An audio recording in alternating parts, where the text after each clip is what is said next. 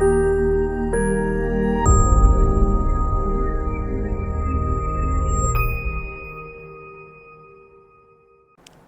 नमः दोस्तों, स्वागत है आप सभी का मेरे चैनल में जिसका नाम है वक्रतुंड बाय सोनाली। तो इस 12th ग्रेड की स्टेट बोर्ड की सीरीज़ में आह्लाद ये जो आपकी पाठ्य पुस्तिका है उसी के सारे चैप्टर्स में कवर करने वाली हूँ। उसमें चैप्टर के सारे एक्सप्लेनेशन और सारे जो एक्सरसाइज है, बैक एक्सरसाइज है जो आपको एग्जाम में पूछे जाते हैं वो भी मैं इसमें कवर करने वाली हूँ। तो आज की इस वीडियो में हम लोग देखने वाले हैं भाषा संवादः।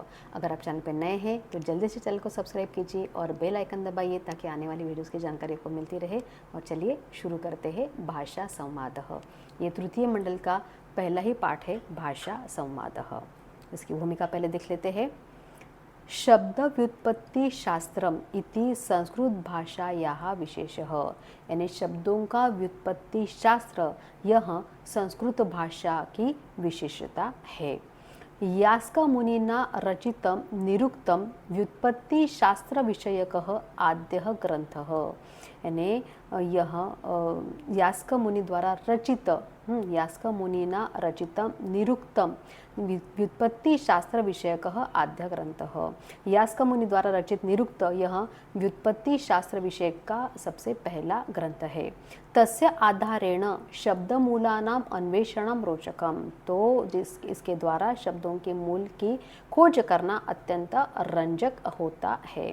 नैकासु भारतीय भाषासु संस्कृतम इति समान सूत्रम तथैव बहवः शब्दाः संस्कृतोद्भवाः संस्कृतसमाः वा सन्ति, तो अनेक भारतीय भाषाओं में संस्कृत यह एक समान धागा है। समान सूत्रम यानी समान धागा है। उसी तरह से अनेक शब्द संस्कृत से निर्माण हुए हैं। तो संस्कृतोद्भवाः संस्कृतसमाः वा सन्ति, और संस्कृत से मिलते जुलते भी है। अतः संस्कृत सहायेन भारतीय भाषाः समलंकृताः, तो संस्कृत की सहायता से भारतीय भाषाएं विभूषित हुई है। शब्दानां मूलार्थ प्रतिपादनम एवं भाषाणां वैभवम इति दर्शितम अस्मिन् पाठे, ने इस पाठ में शब्दों के मूल अर्थ का स्पष्टीकरण यही भाषा का वैभव होता है। अनेन कल्पितेन भाषा संवादेन भारतीय भाषासु सामंजस्यम वर्धेत, तो इसी परिकल्पित भाषा संवाद से भारतीय भाषाओं के बीच सामंजस्य बढ़ेगा। पूरा किल परस्परं विवादमानाः भारतीय भाषाः सर्वाः देवीं सरस्वतीं जगमुहु, यानी बहुत पहले पूर्व काल में सारी भारतीय यानी सभी भारतीय भाषाएं आपस में वाद विवाद करती हुई, झगड़ा करती हुई देवी सरस्वती के पास गई। सर्वाहा ताम ऊचुहु, तो सब लोगों ने उसको कहा देवी कानु अस्मासु श्रेष्ठा, यानी देवी हम में से सबसे श्रेष्ठ कौन है। तदा सरस्वती ताहा उवाच, तो सरस्वती देवी ने जवाब दिया कि आसेतु हिमाचलम भारते विराजमानाः यूयं सर्वाः भाषाः श्रेष्ठाः, यानी सरस्वती देवी ने जवाब दिया कि हिमाचल से राम सेतु तक आप सभी जो भाषाएं हैं वो कैसी है, तो वो श्रेष्ठ है। सर्वाहा अवदन, तो सभी बोली कथम एतत् शक्यम, तो कैसे ये संभव है। तो तदा सरस्वती उवाच, तो सरस्वती देवी ने जवाब दिया कि भवतीषु प्रत्येकं भाषा आत्मस्थितान् सर्वान् शब्दान् आह्वयतु, तो सारी भाषाओं को उन्होंने कहा कि तुम में से हर एक ने अपनी भाषाओं के शब्द भंडार जो है, शब्दकोश जो है उनको बुलाओ, आह्वयतु नहीं बुलाओ। अथ सर्वभाषाणां कोशगताः शब्दाः तत्र सम्मिलिताः, तो इस तरह से सारी भाषाओं ने शब्दकोश से के शब्द वहाँ पर इकट्ठा हो गए। अथ सर्वभाषाणां कोशगताः शब्दाः तत्र सम्मिलिताः, सम्मिलिताः यानी इकट्ठित हो गए। तदा सरस्वती उवाच, तभी सरस्वती ने कहा शब्दाः सर्वदा अर्थपूर्णाः भवेयुः नैव अर्थहीनाः, यानी शब्द जो है वो हमेशा अर्थपूर्ण यानी मीनिंगफुल होने चाहिए, अर्थहीनाः न एव, यानी अर्थहीन नहीं होने चाहिए। शब्द रूपम नाम भाषायाः शरीरम, यानी शब्द रूप क्या है, भाषा का शरीर होता है। अर्थ रूप च आत्मा, और अर्थ रूप क्या होती है, तो वो आत्मा होती है। यथा यत्र मनः रमते सह रामः, यानी जहाँ मन रमता है वह राम। यह अबोधत सह बुद्धः, यानी जिसने जाना वह बुद्ध हो गया, और चारुः वाक् यस्य सः चार्वाकः, और जिसकी वाणी सुंदर वो चार्वाक। या सततम अग्रे गच्छति सा गंगा, यानी जो हमेशा आगे आगे जाती है वह गंगा। तो इत्यादयः। अत्रांतरे अमरकोशादयः नैके संस्कृतकोशाः अपि तत्र सम्मिलिताः, यानी यहाँ पे अनेक संस्कृत भाषाओं के कोश से भी बहुत सारे शब्द यहाँ पे एकत्रित हो गए। तो तेषु शब्दानां पर्याय शब्दाः नाम समानार्थक शब्दाः उपलब्धाः, तो उनमें से पर्यायवाची अर्थात समानार्थी शब्द प्रकट हुए। सरस्वती पुनः अवदत्, तो सरस्वती देवी ने फिर से कहा, वृक्षः इति शब्दस्य विविधाः पर्याय शब्दाः सन्ति। सरस्वती ही पुनः अवदत्, पर्याय शब्दानां मूलार्थाः अपि चिंतनीयाः, यानी पर्यायवाची अर्थ सरस्वती ने कहा कि पर्यायवाची शब्दों के मूल अर्थ पर भी विचार करना चाहिए। यथा वृक्षः इति शब्दस्य विविधाः पर्याय शब्दाः सन्ति, जैसे वृक्ष इस शब्द के बहुत सारे विविध पर्याय शब्द हैं, यानी बहुत सारे पर्याय शब्द भी है। जैसे पादपः पादैः पिबति इति, यानी जैसे वृक्षक शब्द के भिन्न भिन्न पर्याय शब्द है, जैसे पादप यानी अपने जो पैरों से यानी जड़ों से जल पीता है। महीरुहः मय्याः रोहति इति, महीरुहः यानी जो पृथ्वी भूमि है, जो भूमि से उगता है। शाखी शाखाः धारयति इति, शाखी यानी ब्रांच जो है होती है, तो शाखाएं उसे धारण करता है। तो इत्थम वृक्षस्य विविधानि लक्षणानि पर्याय शब्दाः प्रकटयन्ति, तो इस प्रकार पर्यायवाची शब्द वृक्ष के विभिन्न लक्षण बताते हैं। शब्दाः तु शक्ति स्वरूपाः, अतः पर्याय शब्दानां यथोचितः उपयोगः करणीयः, तो शब्द कैसे होते, तो शब्दों में शक्ति होती है, इसलिए पर्यायवाची शब्दों का उचित प्रयोग करना चाहिए। सर्वाः भाषाः ऊचुः, तो सारी भाषाओं ने कहा, अस्मदीयाः खलु एते शब्दाः, यानी ये सारे शब्द हमारे ही हैं। तो विहस्य देवी उवाच, तो हंसकर देवी ने कहा, आम यानी यस, भवतीषु सर्वासु भाषासु समान सूत्रम वर्तते, यानी आपकी सभी भाषाओं में एक धागा है। सर्वा तत्किमपि अन्वेष्टव्यम, वो क्या है ये आप ढूंढो। तो सर्वाः भाषाः चिंतामग्नाः अभवन्, तो सारी जो भाषा है वो चिंतामग्ना हो गई। अत्रांतरे मार्जारम अनुधावन एकः कुक्कुरः तत्र आगच्छति, तो वहाँ पे सभी भाषाएं जब सोच में पड़ी हुई थी, तो इसी समय बिल्ली का पीछा करते हुए एक कुत्ता वहाँ आया। अनुधावन उसके पीछे कुक्कुरः तत्र आगच्छति, यानी कुत्ता वहाँ पे आया। मराठी भाषा वदति, तो मराठी भाषा ने कहा मांजर। बांग्ला भाषा भाषते बिराल, तो बांग्ला भाषा ने कहा, बांग्ला भाषा ने बिराल। गुजराती हिंदी भाषे उच्चै ही कथितवत्यो, तो गुजराती और हिंदी भाषा ने जोर से कहा बिलाड़ी और बिल्ली इति, यानी बिलाड़ी और बिल्ली। कुक्कुरम दृष्ट्वा कोंकणी भाषाम उक्तवती, यानी कुत्ते को देखकर कोंकणी भाषा ने कहा सुने। बांग्ला तेलुगु भाषे उचुतुः, यानी बांग्ला और तेलुगु भाषा ने कहा उचुतुः। कुक्कुर उचुतुः ने कहा कुक्कुर कुक्का इति, कुक्कुर और कुक्का। तदा कोणे स्थितात् अमरकोशात् ध्वनिः प्रस्फुरितः, तभी कोने में स्थित अमरकोश से एक ध्वनि निकली।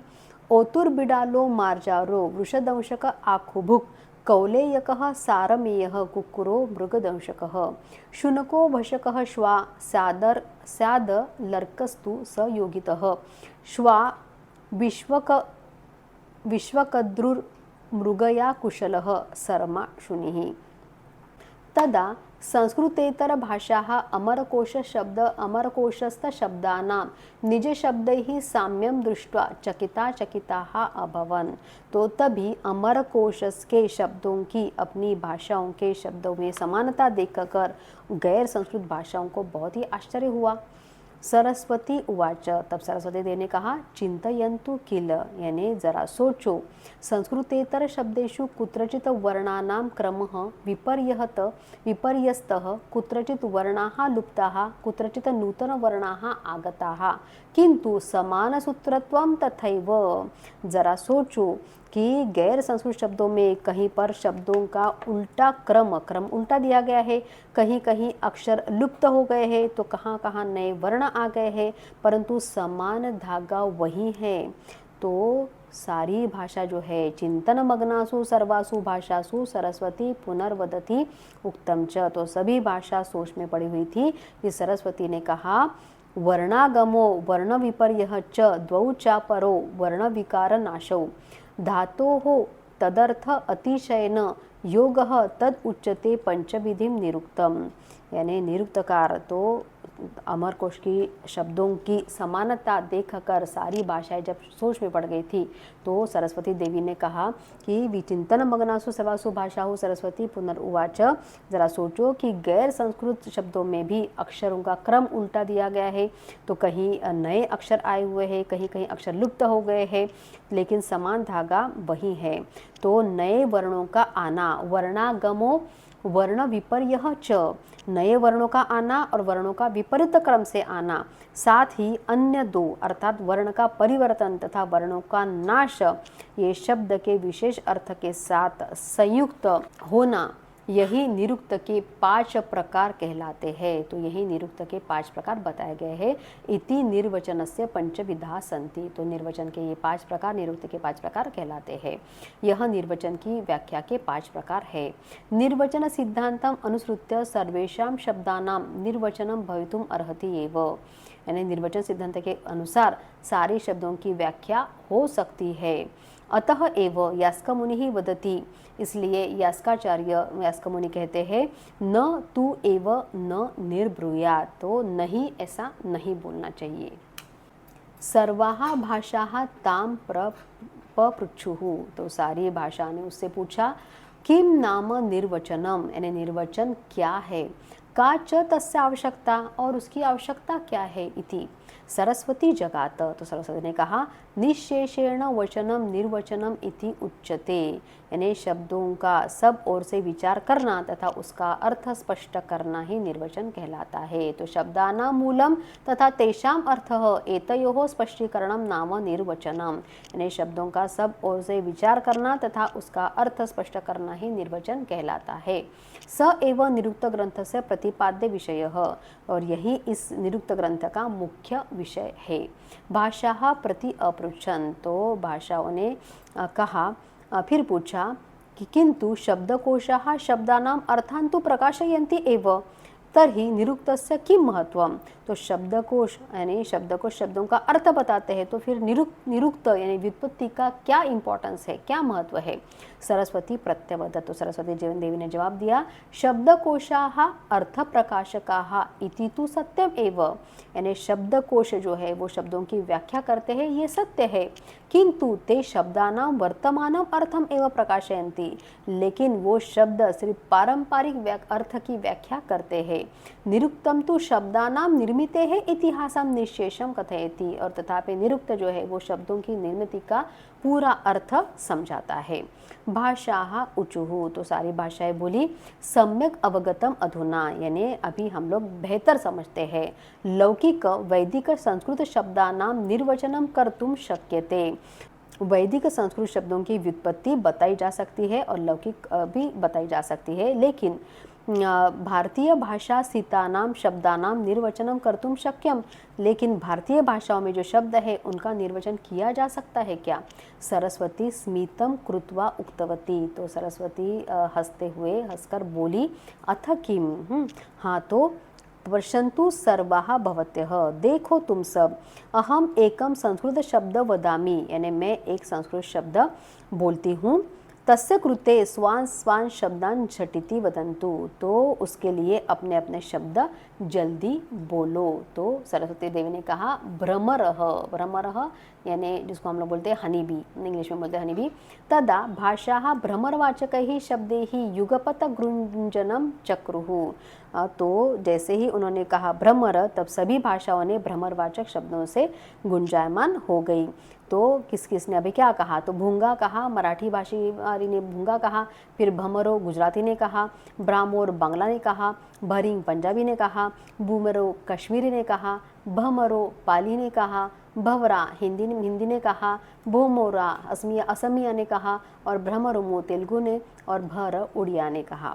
तो सरस्वती पुनः वदति। तो सरस्वती देवी ने फिर कहा, शब्दानां मूलार्थ प्रतिपादनम एव भाषायाः वैभवम, यानी शब्दों का मूल अर्थ बताना ही भाषा का वैभव होता है। नित्यम भ्रमति एव अयम अतः भ्रमरः, यानी हमेशा घूमता है इसलिए भ्रमरः यानी भंवरा। भ्रम इति धातोः व्युत्पन्नः अयम शब्दः, तो भ्रम धातु से उत्पन्न हुआ है यह शब्द भ्रमर।